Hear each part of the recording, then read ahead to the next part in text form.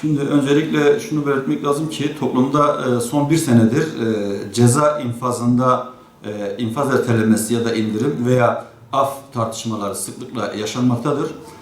2019 yılının başında MHP grubu tarafından hazırlanan ve meclise sunulan af yasa tasarısı daha sonra hükümet tarafından yani AK Parti tarafından da sahiplenip yeni bir şekil verilmiş. Uzun sürede gündemde kalmasına rağmen bugüne kadar çıkarılmayan ceza infazında iyileştirme veya af tasarısı özellikle koronavirüs salgını nedeniyle cezaevlerinde yaşanan sağlık problemleri düşünülerek hızlandırılmış gözüküyor. Üçüncü yargı paketi olarak önümüzdeki hafta içerisinde meclise gelmesi düşünülen bu pakette kanaatimizce bazı problemler var. Şöyle ki, öncelikle devletin aslında vatandaşa karşı işlenen suçlarda af yetkisi olmaması gerekirken doğrudan vatandaşa karşı işlenen adli suçlara af getirilmesi ve fakat bu çerçevede aynı bağlamda devlete ve devlet güvenliğine karşı işlenen suçlarda af getirmemesi çok doğru değil.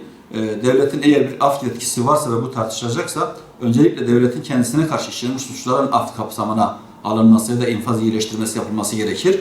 Burada konulan temel bariyer devlet güvenliğine karşı işlenen suçlar ve terör suçlarıdır.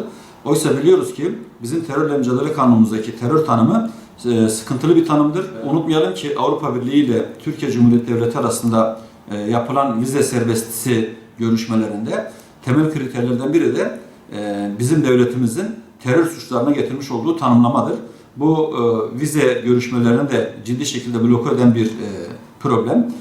Bizce devletin önce terör tanımını daha demokratik toplum gereklerine uygun hale getirmesi, düşünce suçlarının özellikle terör ve devlet güvenliği aleyhine suçlar kapsamından çıkarılması, bundan sonra bir eğer af düşünülecekse afın da eşit olarak herkese uygulanması gerekir. Eğer bir istisna koyacaksak bu istisnanın öncelikle vatandaşa karşı işlenen suçlar konusunda istisna tutulması ama bir istisna tutmayacaksak bu durumda bütün suç işlemişlere karşı yani mahkum olanlara karşı veya henüz yargılaması devam edenlere karşı eşit bir şekilde infazın uygulanması gerekir. Aksi takdirde toplum katmanları arasında bir ötekileştirme ve küsme hadisesi veya bir öfke patlamasına da neden olabileceğini düşünüyoruz.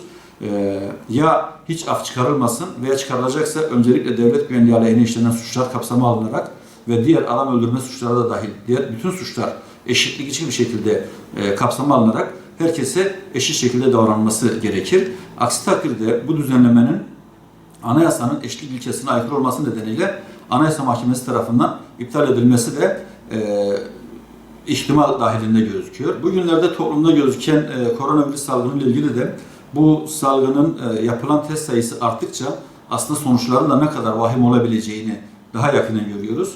Özellikle dün yapılan test sayısının 7.000 üzerine çıkmasıyla hasta sayısında bir anda 1200 civarında bir sıçrama gösterdiği gözetilirse test sayısı arttıkça vaka sayısının ve buna bağlı olarak ölüm sayısının da hızla artacağı ve toplumda ciddi bir endişe yaratacağı kanaatindeyim.